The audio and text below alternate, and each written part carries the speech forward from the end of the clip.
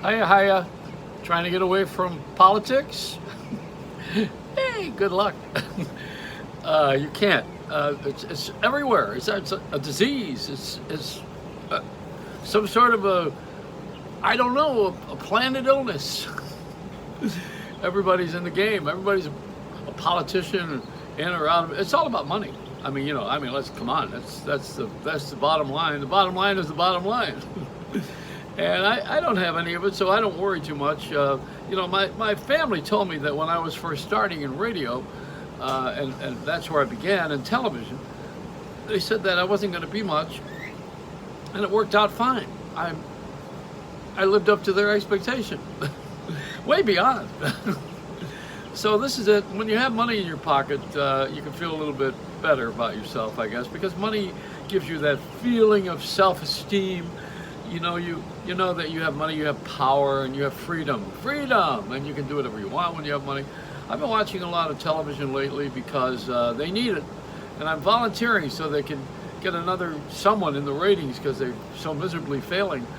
One of the main reasons why television is failing, as I mentioned radio yesterday, television is failing because I'm not on it. There's a need for a guy like me or me. Why? Because we don't have the Andy Rooneys. We don't have the personalities anymore. They're all gone. We've gotten rid of Oprah, Letterman, Regis Philbin, not because of their age. We just got rid of anybody who's got half a sense or comedy sense, We got rid of them. Why did we get rid of them? Because they cost money. That's why everybody gets rid of it. Even I saw the life story of Clive Davis, and Sony got rid of him not because he was scandalized. Actually, as a matter of fact, in the film, they didn't show it about him. It's on Netflix. But the film about him is that he threw a $65,000, at that time it was a lot of money, $65,000 bar mitzvah and billed it to the company. So, that wasn't the right way to do it. But there was a guy at Columbia Pictures called Beagleman, and he did very much the same thing. These corporate guys, they kind of like take the company money and use it. It happens from time to time. People get into a place where they feel they got an expense account. I mean, let's face it, even the President of the United States doesn't make that much money, but he's got a lot of perks. And he's got that plane. I don't know if you build up mileage on it, but I certainly hope so. If you build up mileage, you got to use it again, and I don't think anybody who's after the president, I don't think after you are president, you want to go back on that airplane again. There'll be a situation room. Oh yeah, that's the toilet.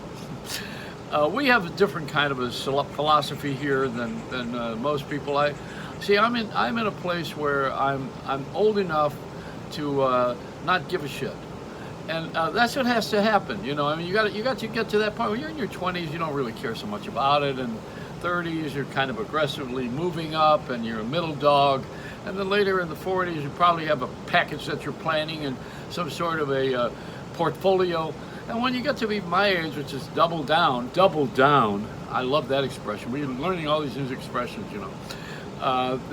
then you really don't care so much about a lot of the minutia. Don't you love that word? That's a Jeopardy word. We have a different kind of a world when you're like me. First of all, I'm crazy. You have to start with that and admit that you're crazy. That's another thing. You have to know you're crazy. And then when you're crazy enough to know you're crazy, then you can have freedom, and you don't need the money, because the money isn't going to buy you uncrazy. You can't get out of craziness with money. You can get out of craziness with acting smart, but you can't get out of being stupid. Stupid is here forever. That's a stain. That's like original sin. You're not going to get rid of stupid. See, I love crazy people. I just don't like stupid people. And we're living in a country where people are more stupid than they are crazy. Now, the politicians are crazy and the people are stupid. Not a good combination. How do you settle it with the whistleblower and all this stuff that's going on? Let me tell you who should handle it all. Farmers Insurance, because they've seen a few things. It's a Reynolds Rap.